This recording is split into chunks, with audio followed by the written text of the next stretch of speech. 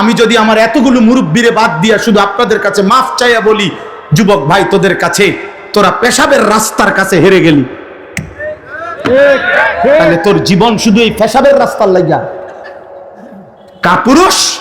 আল্লাহ বলে, বলো না বান্দা, এই জমিন আমি কি তোমার জন্য বিছানার মতো বিছায়া দেই নাই? আমি কি পাহাড়গুলো পেরেকের মতো তোমার জন্য স্থাপন করি নাই? আমি কি তোমাদেরকে জোড়ায় জোড়ায় নারী পুরুষে সৃষ্টি করি নাই? আল্লাহ বলে, দুই চোখের ঘুম আমি কি দেই নাই? রাত্রিটাকে অন্ধকারের কালো চাদর দিয়ে আমি কি ঢেকে দেই নাই? দিনের আলোকিত সূর্যটাকে তুলে তোমার উপার্জনের উপযোগী আলোকিত একটা দিনের পরিবেশ আমি কি বানায় দেই নাই?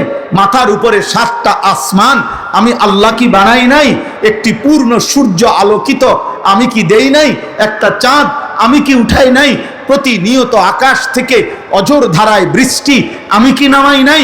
জমিন থেকে তোমার জন্য খাদ্য শস্য উদ্ভিদ ফুল ফল ফসল আমি কি উৎপন্ন করি নাই? এত কিছুর বিনিময়ে আমি কি সেজদা পাই না? এই নাফরমান, এই গাদ্দার, বেনামাজি গাদ্দার, তুই ওঠ না কেন? এমন মালিক অস্তিত্বের প্রতি সেকেন্ড, জীবনের প্রতি মুহূর্ত, হায়াতের প্রতিক্ষণ, নিঃশ্বাসের প্রতিটা উঠানামা, চোখের প্রতিটা পলক, হাতের প্রতিটা নড়াচড়া, হৃদয়ের হার্টের প্রতিটা স্পন্দন যিনি 24 ঘন্টা নিয়ন্ত্রণ করছেন, দয়া করে দিচ্ছেন, তাকে একটা সেজদা দিল না? এই নাফরমান, কেমনে ঘুমাইবা? তোর বাপ তোরে কিছু বলে না? না, তোমরা কিশোর নওজোয়ান, তোমার মার কিছু বলে না?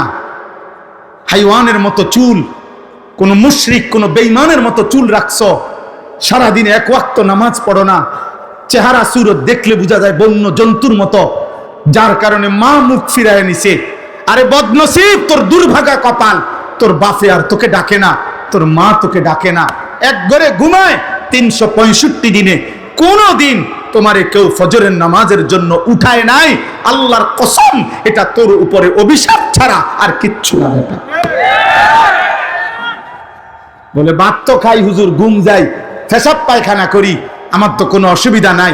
এগুলো আল্লাহ তাআলা খাবার, পেশাব পায়খানা, ঘুম আর ওই লজ্জাস্থানের চাহিদা, এটা কুত্তারও পূরণ হয়। কুত্তার কুত্তার কুত্তার কুত্তাও খায়, কুত্তাও ঘুমায়, কুত্তাও পেশাব পায়খানা করে, কুত্তারও লজ্জাস্থানের চাহিদা পূরণ হয়, নয়তো কুকুরের বাচ্চা হয় কেমনে?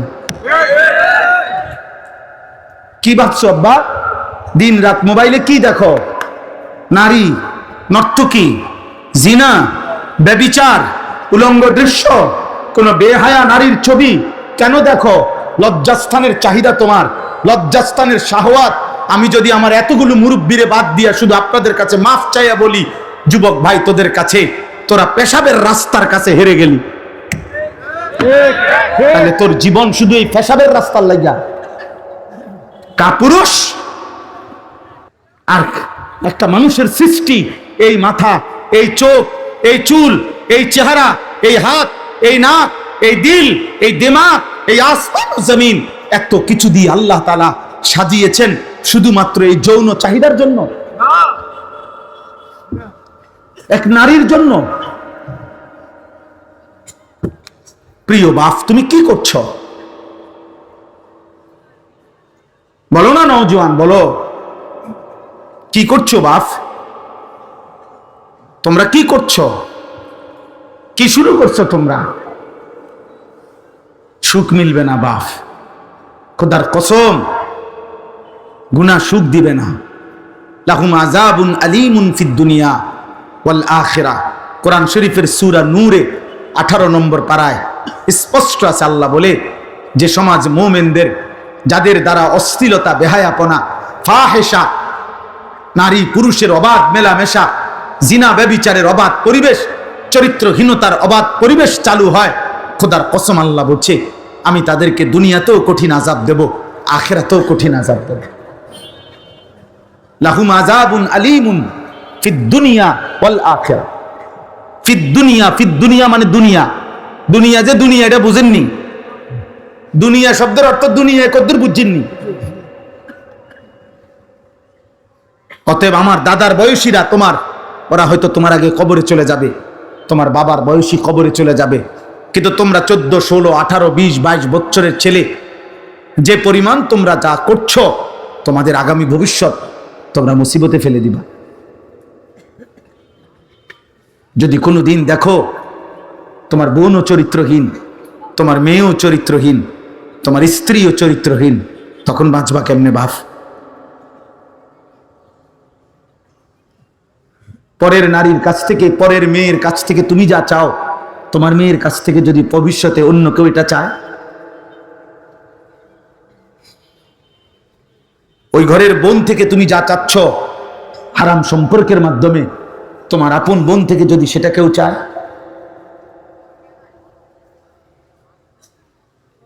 কথা বলে না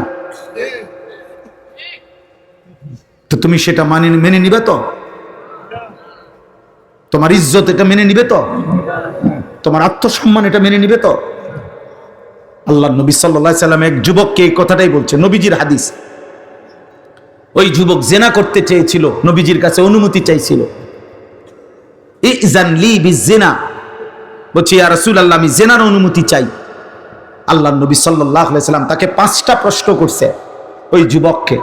এই কিতাব আমার গাড়িতেও আছে, আরবি কিতাব। ওই যুবককে নবী বললেন, আমি তোমার কাছে জানতে চাই, আফা তুহিব্বুহু লি উম্মিক ওয়া ইবনাতিক ওয়া উখতিক ওয়া আম্মাতিক ওয়া খালাতিক। আমি সংক্ষেপে বললাম।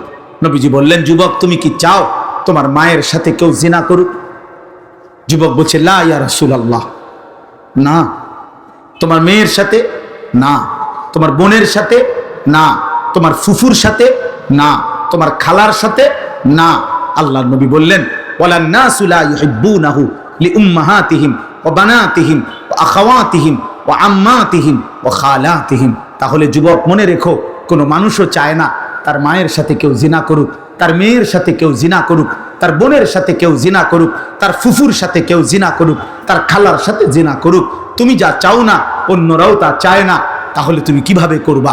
ওই যুবক তখন চোখের পানি ফেলে বলছে, ইয়া রাসূলুল্লাহ আমি কসম করে তওবা করলাম, এমন নাফরমানি আমি আর কোনো দিন করব না। আল্লাহর নবী তখন কাছে টেনে তার বুকে হাত দিয়া ওই যুবকের জন্য নবী 3টা দোয়া করছে। আজকে কিশোর যুবক, তোমরাও যদি কেউ নিয়ত করো যে হারাম ছবি, হারাম নারী, হারাম দৃশ্য, হারাম বিবাহ বহির্ভূত কোনো মেয়ের সাথে কোনো সম্পর্ক করবা না, অশ্লীলতার বেহায়াপনা করবা না, তো আমি ইনশাআল্লাহ এই দোয়া তোমাদের জন্য করব। 30 বছরের নিচে, 30 বছরের নিচে যাদের বয়স, তোমরা হাত তোলো। দেখেন কি পরিমাণ।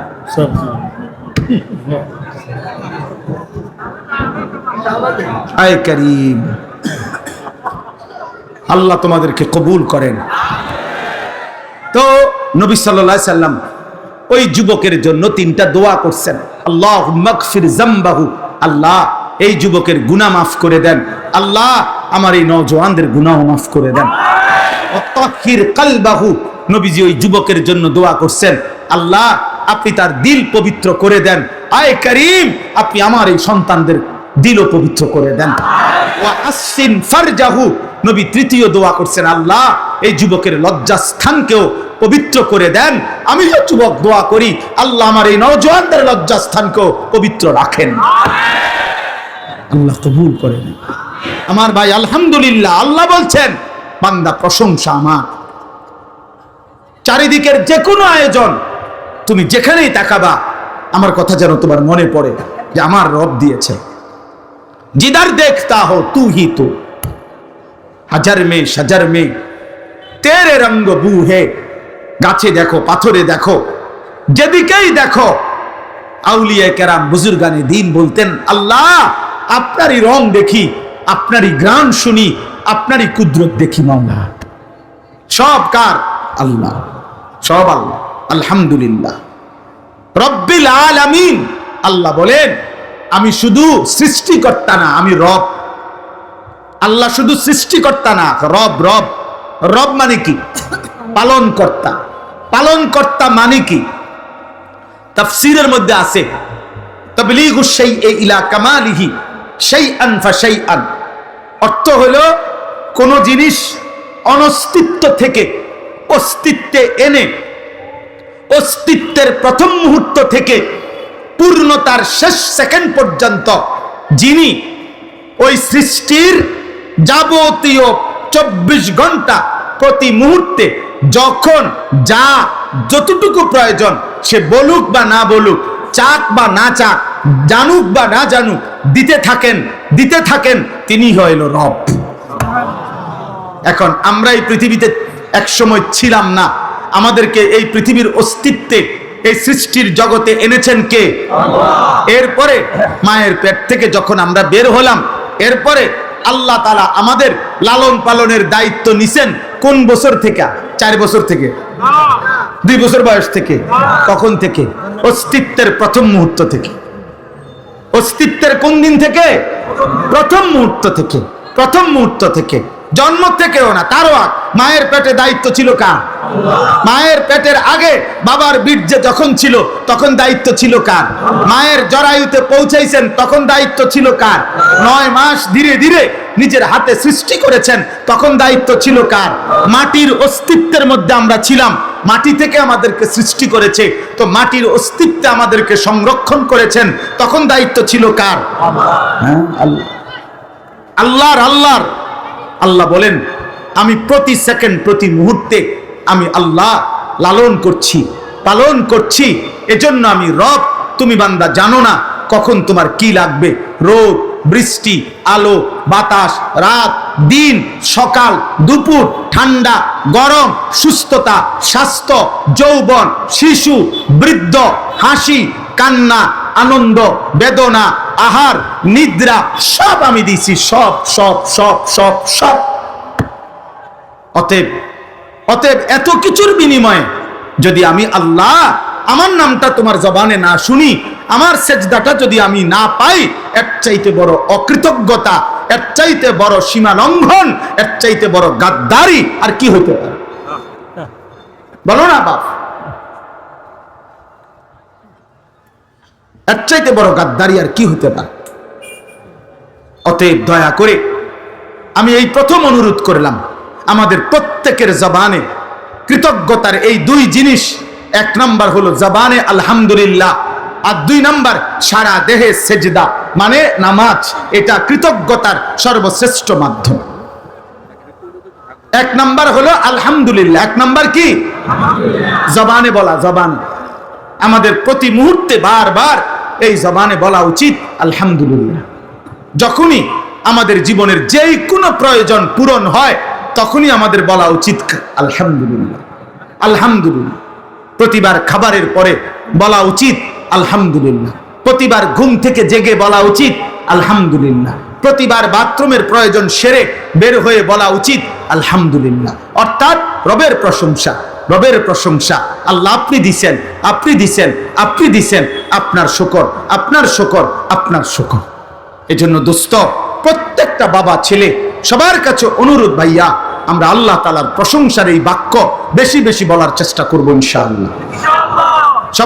সবাই আমরা বলি আলহামদুলিল্লাহ, আবার বলেন আলহামদুলিল্লাহ, আবার বলেন আলহামদুলিল্লাহ।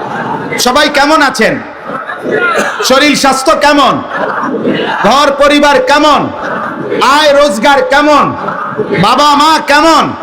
ভাই বোন কেমন? জীবন চলছে কেমন? রাত কাটে কেমন? দিন কাটে কেমন? আলহামদুলিল্লাহ। আল্লাহর প্রশংসা, আল্লাহর প্রশংসা। এবার আল্লাহ বলেন আর রহমানির রহিম।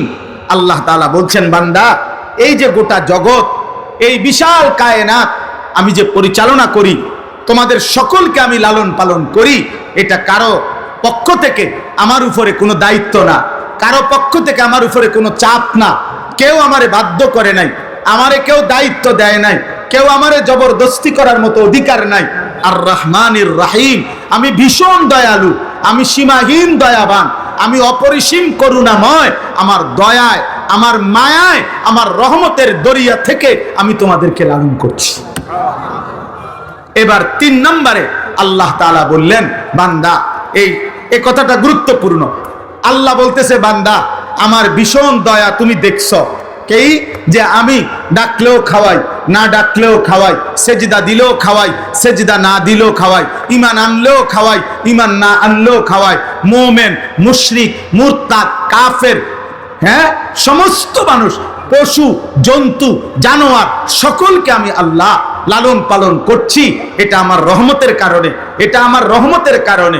তবে মনে রেখো বান্দা, এইটা মনে কইরা তুমি ভাইব না যে আমি আর কিছুই বলবো না, বরং যেমনে মন চা খাইবা, ঘুমাইবা, দুনিয়া ভোগ করবা, রং তামাশা করবা, মনের চাহিদা মতো চলবা, আমি কোনো কিছুর হিসাব নেব না।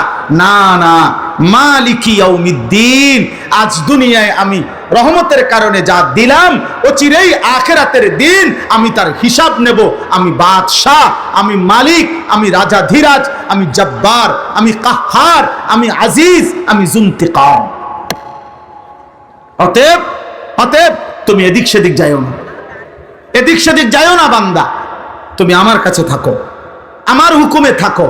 আজ দুনিয়ায় রহমতের কারণে আমি যা দিলাম, আগামী দিনে আখিরাতে আমি তা হিসাব নেব। এজন্য বন্ধু, একটা নিঃশ্বাস, এক ঢোক পানি, এক লোকমা খাবার, চোখের একটা পলক, খেজুরের একটা দানা, খাবারের একটা অংশ, একটা বুট, একটা সামান্য কিছু জাররা, আল্লাহ তার হিসাবও নেবেন, তার হিসাবও নেবেন। নবীজি সাল্লাল্লাহু আলাইহি সাল্লাম একদিন হযরত ওমরকে 3 দিন ক্ষুধার্ত থাকার পরে ওমর রাদিয়াল্লাহু তাআলা আনহু 2টা খেজুর আর 1 ঢোক পানি পান করছেন। নবীজি বললেন, ওয়াল্লাহি লা তুসআলু আন হাযান নাঈম, ওমর আল্লাহর কসম, এই নিয়ামত, এই 2টা খেজুর আর 1 ঢোক পানি, এটাও কিয়ামতের দিন তুমি আল্লাহর কাছে জবাবদিহি করতে হবে, আল্লাহর এই নিয়ামতের কি শুকর আদায় করেছো। অতএব মালিকি ইয়াউমিদ্দিন। অতএব বন্ধু, আজ আল্লাহ তোমাদের অনেক যুবক, তোমরা ভাবছো কেউ কিছু বলে না, কেউ বাধা দেয় না, আমার মন মতো খাই ঘুমাই, গুনাহ করছি, নাফরমানি করছি, গান বাজাই, বাদ্য বাজাই, নারী দেখি, ছবি দেখি, মোটর সাইকেলে ঘুরি, অসৎ বন্ধুদের আড্ডায় পড়ে থাকি সারাদিন। তুমি মনে করছো কেউ তোমারে কিছু বলে না? না আব্বা, হাত জোর করে বলি, ওই রব ছাড়বে না। মা ছেড়ে দিছে, বাবা ছেড়ে দিছে, এই সমাজ ছেড়ে দিছে, এই দেশ ছেড়ে দিতে পারে, কিন্তু ওই আসমানওয়ালা মালিক বলছে আমি ছাড়বো না বান্দা, আমার একটা একটা জাররা জাররা নিঃশ্বাসের হিসাবও আমি নেব। অতএব সর্বশেষ কথা হলো ইয়াকা না'বুদু ওয়া ইয়াকা নাস্তাঈন। আল্লাহ তাআলা বলছে, অতএব বান্দা যদি বুঝে থাকো আজ দুনিয়া আমি দিলাম, আগামী দিনে এই দুনিয়ার হিসাব আমি আখিরাতে নেব। অতএব 2 কথার দ্বারা তোমার দিল থেকে বা তোমার বলা উচিত ইয়াকা না'বুদু, যে আল্লাহ, অতএব যেহেতু আপনি দিছেন সব, আবার আপনি হিসাবও নেবেন সব, কাজেই অন্যদিকে ঘুরে ফিরা লাভ নাই। আমি স্বীকৃতি দিলাম আমি আপনার গোলামি করব। কার গোলামি? আল্লাহর ইবাদত।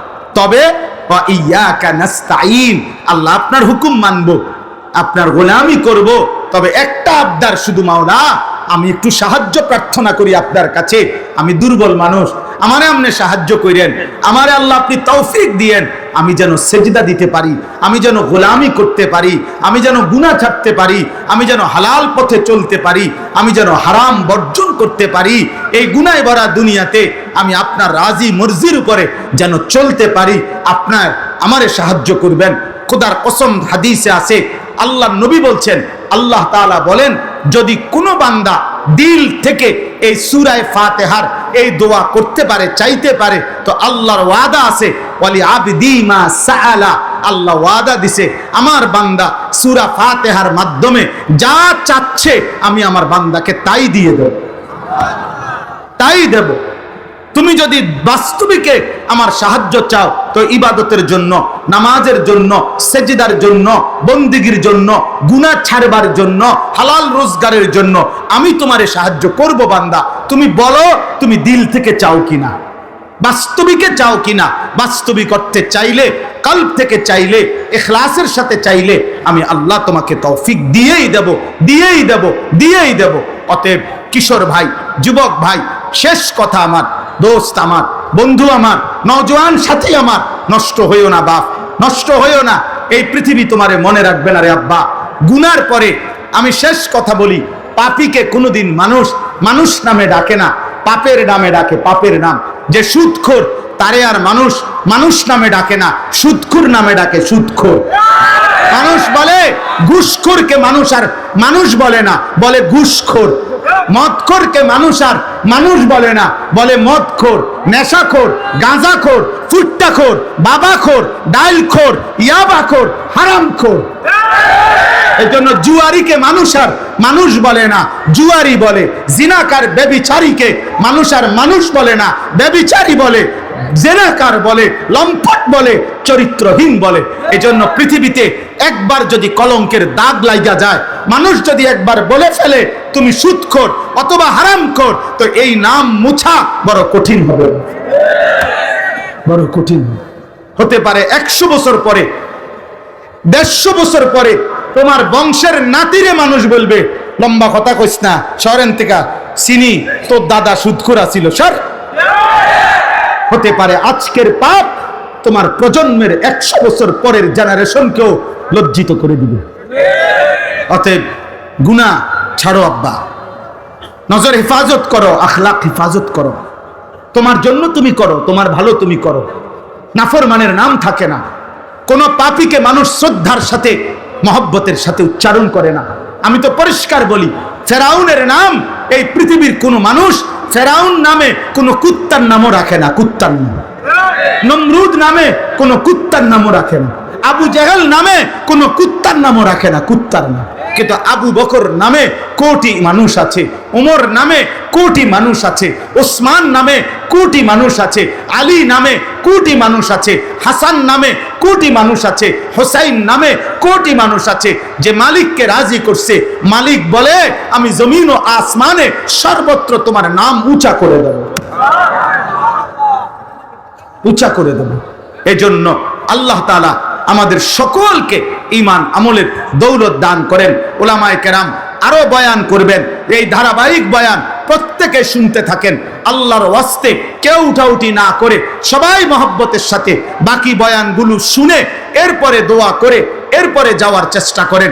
নওজোয়ান ভাই, আমাকে আমার গাড়ির কাছে যাইতে হবে, আমি আরো দূরে যাইতে হবে। আমি হাত জোর করে বলি, আমারে কেউ মুসাফার জন্য ঠেলাঠেলি ধাক্কাধাক্কি করে কষ্ট দিও না আব্বা।